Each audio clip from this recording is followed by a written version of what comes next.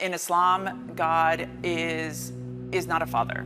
God is the ultimate judge, and he sits apart from us, judging absolutely every single thing that we do. Hedieh's parents immigrated from Iran to the U.S. in search of the American dream. They found it. Hedieh grew up among the wealth and opulence of Beverly Hills, but she says it wasn't enough.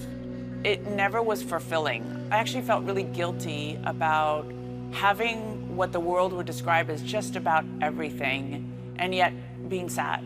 And I always wondered what was that space in my heart that made me feel empty. While in college at UCLA, she hoped religion would fill the void. Her dad pushed her to Islam, and her boyfriend took her to a local mosque.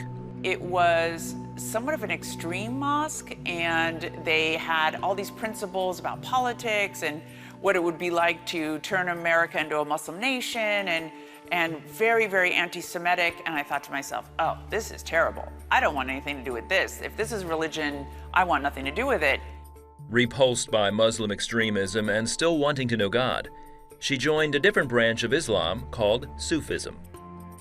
A mystical practice in Islam, which is all about love and harmony and finding a personal relationship with God. And I thought, okay, this is perfect. This is where I can find peace and where I can find that relationship with God. After law school, Hedieh began writing reports on Muslim extremism. Her work led her to the FBI and a career working with government agencies combating terrorism. It was a natural fit for me to be in Islam and in these communities and studying them and working against extremism at the same time. I really felt that I was contributing to my country and to my faith. She got married and had a daughter. For years, Hedieh maintained a strict adherence to Islamic law. It was this never-ending attempt to control your fleshly desires, your behavior in an effort to draw closer to God. You're always afraid of what he's going to do to judge you, and it's not about love at all. You were constantly praying to a God that didn't answer you. Eventually, she became frustrated that despite her efforts, Islam gave her no assurance of salvation.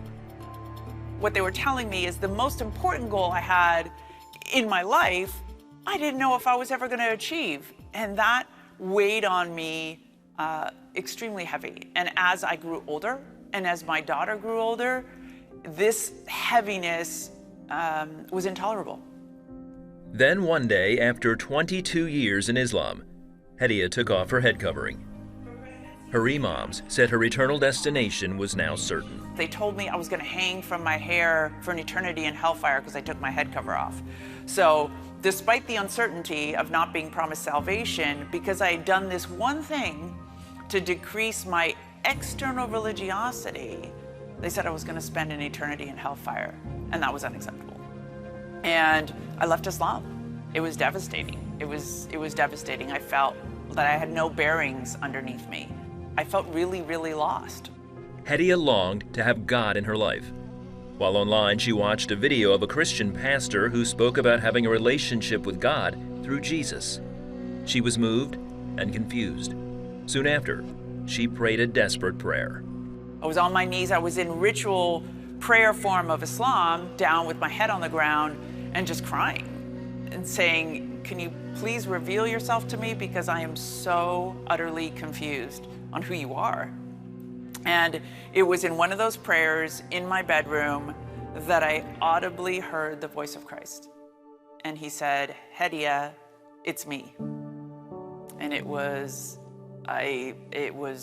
extraordinary. To this day, I can tell you as if it happened yesterday.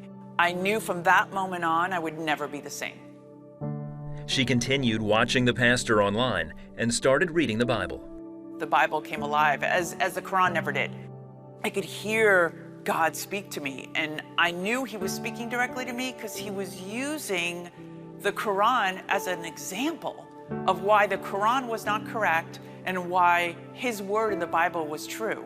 I got to a point where I was like, I have to accept that Jesus is Lord. I have to accept that he has saved me. And I was praying one day, and I just felt the Lord say to me, daughter, you don't have to be afraid anymore. Hedieh was soon baptized at the church she had watched online. She says she now has a relationship with God she never thought possible. And I catch myself all the time when I'm struggling, where he's like, daughter, just walk with me. And it's just his way of telling me, don't be afraid. I have plans to prosper you and not to harm you, to give you goodness, to give you a life filled with love and with joy, and don't be afraid. She shares her journey about receiving the love of God through Jesus in hopes of reaching others who long to know him. He's been with me the whole time. I wonder, at times I ask him why I had to experience certain things, but he's used all of my past in order to do it. And it wouldn't have been possible 25 years ago. It wouldn't have been possible with that girl in Beverly Hills to do what he's calling me to do now. And so I am forever at his feet.